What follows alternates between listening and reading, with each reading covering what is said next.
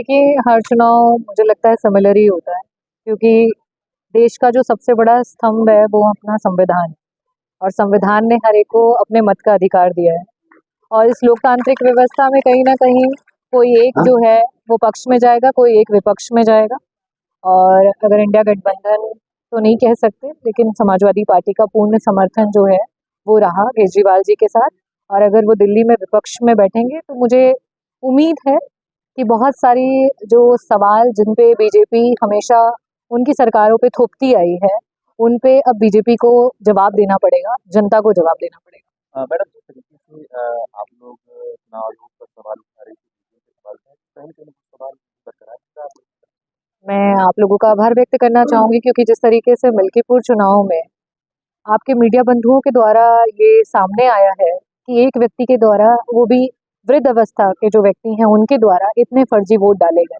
तो ये तो सिर्फ एक प्रकरण है जो सामने आया है, ना जाने ऐसी बहुत सारी चीज़ें हैं जो उजागर होनी बाकी हैं। और कहीं न कहीं निष्क्रिय तरीके से चुनाव आयोग ने काम किया है, एक तरफ़ा होकर के काम किया है, जिसकी वजह से लोकतांत्रिक व्यवस्था को ठेस पहुँच रही है।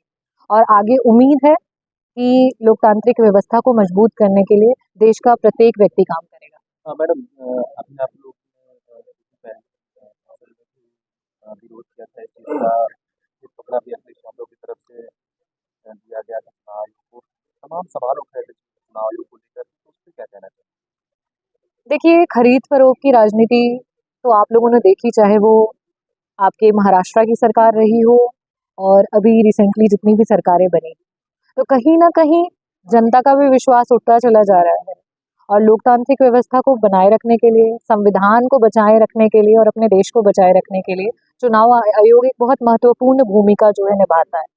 और जब वो भूमिका छलनी होती दिखती है, जब चुनाव आयोग कहीं न कहीं लिप्त दिखाई देता है, तो बतौर विपक्ष हम हमेशा आवाज़ उठाएँगे और हमेशा इस बात को उन्हें याद दिलाएँगे। मैडम, कुमार विश्वास ने कहा है कि ये अहंकार को खत्म करने का वो था, अहंकार जो था उसको खा गई। तो किस तरीके से बयान आ रहा है कुमार विश्वास को? देखिए, ये तो उनका पर्सनल पर्सपेक्टिव है, उनका आपके साथ क्या संबंध रहा, किस वजह से टकराव हुआ, किस वजह से बिखराव हुआ और किस बेसिस पे वो ये सारे कमेंट्स करते हैं, उसका जो अंदरूनी मामला है वो सिर्फ़ वही व्यक्त कर सकते हैं और बता सकते हैं।